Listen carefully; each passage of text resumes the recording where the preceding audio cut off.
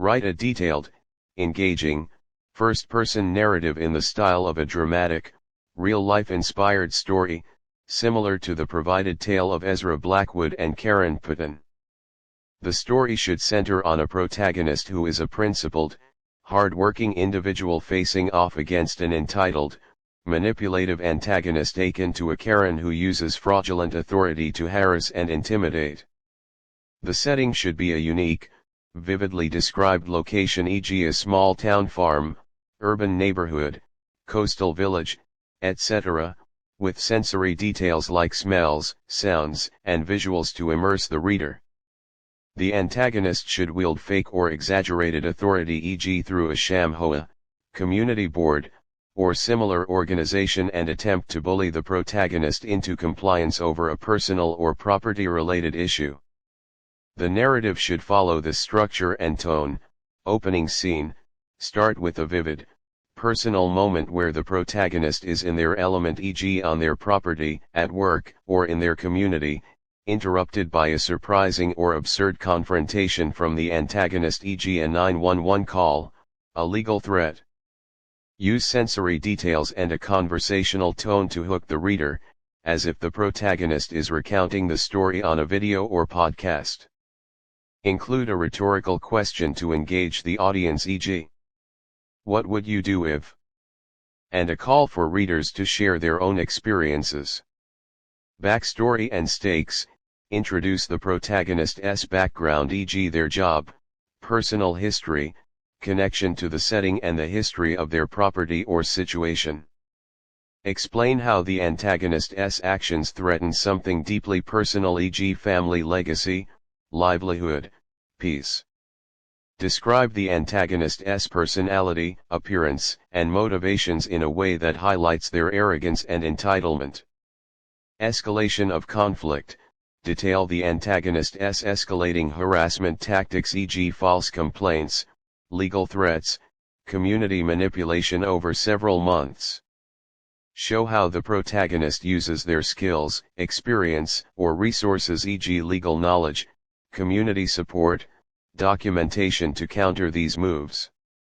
Include specific incidents that showcase the antagonist's desperation and the protagonist's resilience, with a mix of humor, irony, and tension. Discovery of fraud. Reveal a critical discovery that exposes the antagonist's actions as fraudulent or illegal, e.g. fake organization, embezzlement, forged documents. Use detailed research or detective work by the protagonist to uncover this, with a sense of mounting excitement as the truth comes to light. Incorporate supporting characters, e.g. allies, officials who help validate the protagonist's findings. Climactic confrontation. Build to a public showdown where the antagonist's schemes collapse, preferably in a dramatic, public setting, e.g. a community meeting, court hearing. Show the antagonist's overconfidence leading to their downfall, with the protagonist calmly presenting undeniable evidence. Include reactions from the community and authorities to heighten the catharsis.